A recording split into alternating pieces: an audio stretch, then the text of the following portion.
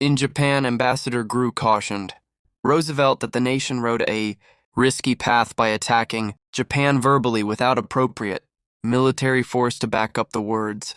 Like Winston Churchill warning the democracies in Europe about the rise of Hitler, Grew urged his nation to build a military machine capable of maintaining order in the Pacific. Otherwise, Grew added, one side or the other would eventually have to eat crow. Roosevelt agreed with his ambassador, but embroiled in rescuing the devastated American economy from the Depression, he unfortunately could do little to stop the Japanese. The events in China pushed the U.S. and Japan further apart.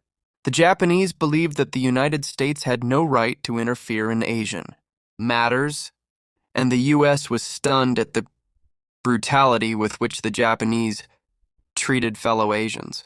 More and more, the two viewed each other as bitter foes. Relations worsened in December 1937 when Japanese aircraft attacked the U.S. gunboat, Panay as it was, removing the last of the American embassy staff from the besieged town of Nanking.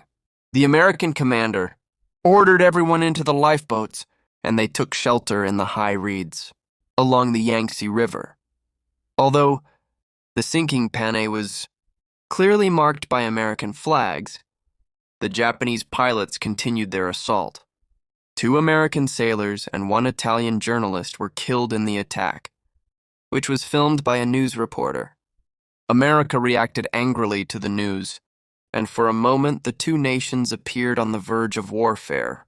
Roosevelt knew that he could do little to assert American power in China, and thus did not want to start hostilities.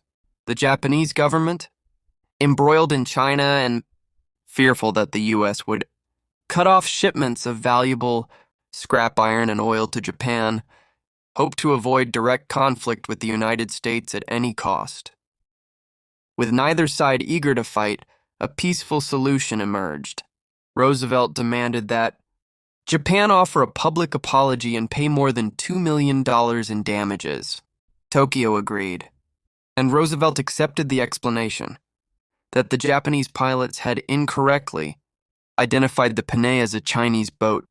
Although hostilities were deflected, the affair soured relations between the U.S. and Japan. Even before the Panay incident, Roosevelt was convinced that sooner or later there would be war with Germany or Japan. Beset with economic problems and leading a nation that wanted to avoid overseas entanglements, Roosevelt had to adopt a cautious approach in awakening his countrymen to the existing dangers and in which he could slowly build America's military might. In October 1939, Roosevelt changed the Pacific Fleet's home base from San Diego, California to Pearl Harbor, Hawaii. Roosevelt intended for these moves to send a message to the Japanese that the United States opposed their actions in Asia and would react even more strongly in the future.